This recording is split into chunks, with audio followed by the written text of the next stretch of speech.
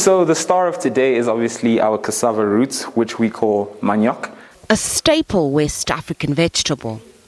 If you take this cassava root right here, you can actually grind it up into a fine powder, which can be like a pap powder.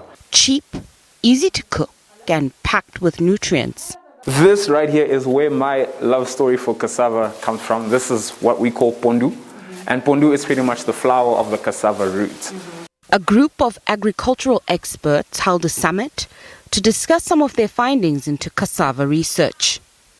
Cassava is very important for various uses, for its nutritional value. For us in Southern Africa, where this crop is not abundant, it will be good to expand the crop where we can use it as an alternative crop, given the looming threats of climate change. And to look at ways to make it commercially viable in Southern African countries.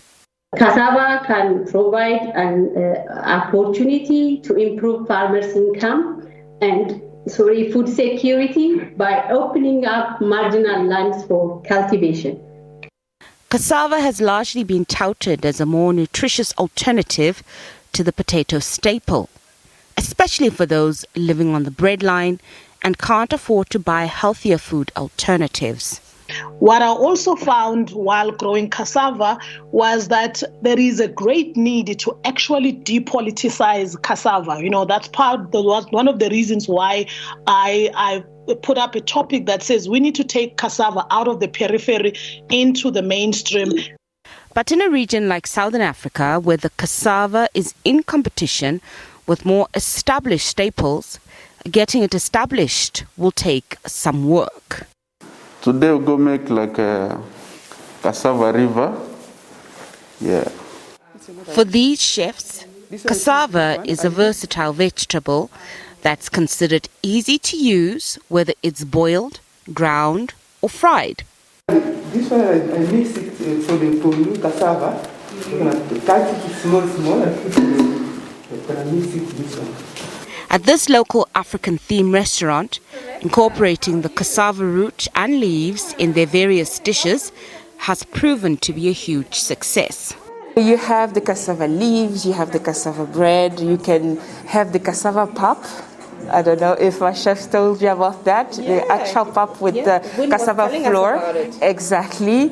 And you can also have cassava chips and things like that. So yes, before we would just have the cassava leaves and the cassava bread, but then we expanded because, you know, in lockdown people were at home. It gets a bit, it becomes a routine to eat the same thing. We had to think about different ways of serving the cassava so that people don't just get bored. The food menu has shown how the cassava can be turned into a commercial success.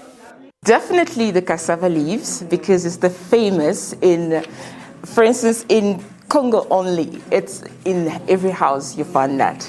And also there's another vegetable called linga. That's in Swahili, but then in Kinshasa we call it biteku. It's like spinach, but slightly different. It was one of our best-selling items. While cassava is the second most consumed starchy vegetable after maize, experts believe it could help address the persistent issue of food security. But how popular it will be for locals remains to be seen. Nozindombi Mia, SABC News, Johannesburg.